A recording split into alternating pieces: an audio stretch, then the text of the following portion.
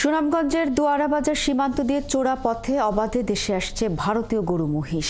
এর মাধ্যমে একটি চক্র যেমন হাতিয়ে নিচ্ছে মোটা অঙ্কের অর্থ, তেমনি সরকার হারাচ্ছে রাজস্ব। অবৈধ পথে আসা এসব ভারতীয় গরু মহিষ এলাকার হাটে তুলে হাসিল রশিদে বৈধতা দিয়ে ছড়িয়ে দেওয়া হচ্ছে সারা দেশে। শহীদ নূর আহমেদের তথ্য, ছবিতে প্রতিবেদন। সীমান্তের কাঁটাতার পেরিয়ে রাতের আধারে বাংলাদেশে আসছে ভারতীয় গরু। অবৈধভাবে সীমান্ত পার হলেও এপারে এসে এলাকার হাটে তুললেই ইজারাদারদের হাসিলের মাধ্যমে বৈধতা পাচ্ছে এসব পশু।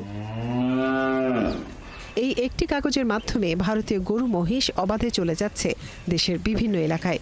সুনামগঞ্জের দোয়ারাবাজার উপজেলার 4টি ইউনিয়নের অন্তত 11টি গোপন পথ দিয়ে ভারতীয় গরু আসার কথা জানিয়েছে সীমান্তবাসী। ভারতীয় গরুর বেশিরভাগ ওঠে উপজেলার বগলা বাজার হাটে। হাটে রাখা শত শত গরুর গায়ে বিভিন্ন সংকেত লিখে রাখা হয়। আর বিপদ বুঝে অনেক সময় হাট থেকে সটকেও পড়েন অনেক ব্যবসায়ী।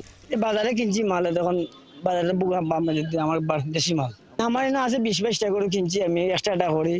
এই যে পরিচিত আছে, চিনি আমি, মুখ পরিচিত আছে।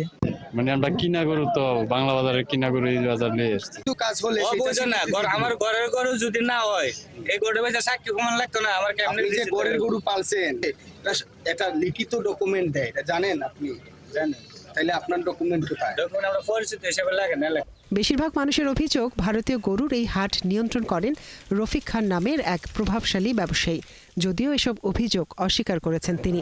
কোথায় থেকে আনছি ওই যাব আমরা, এটা আমাদের দেখার ব্যাপার না। মালিক পাচ্ছেন না, হয়তো উনিরা গরু এখানে ব্যাপারী আছে বিভিন্ন জায়গার, হয়তো বাঞ্জারা অন্য জায়গায় গেছে বা কিনতেছে, এরকম হইতে পারে। কিন্তু এটা না, এই না যেখানে ইন্ডিয়ান গরু আমরা চ্যালেঞ্জ করলাম, একটা গরু বার করতে পারবেন? এ নিয়ে বিজিবি কর্মকর্তারা জানান, সীমান্তে ভারতীয় গরু পাচার রোধে চোরা কারবারিদের তালিকা সহ সীমান্ত এলাকায় টহল বাড়ানো হচ্ছে। নিরাপত্তা টহল ওই সমস্ত এলাকাতে জোরদার করা হয়েছে। আর আমাদের এই গরু চোরাচালান প্রতিরোধে বিজিবির এই অভিযান আমাদের অব্যাহত থাকবে। আমরা মানুষকে ইন্টিগ্রেট করতে যাচ্ছি আমাদের অপারেশনের সাথে, এবং আমরা সীমান্তে লোকবল বাড়িয়েছি, মানুষকে অ্যাওয়ার করছি যাতে আমাদেরকে তথ্য দেয়, এবং বেশি বেশি অপারেশন করে কিন্তু আমরা সাকসেসগুলো পাচ্ছি। জেলার সীমান্ত পথগুলোতে গরু পাচার রোধে কঠোর নজরদারির দাবি জানিয়েছেন এলাকাবাসী।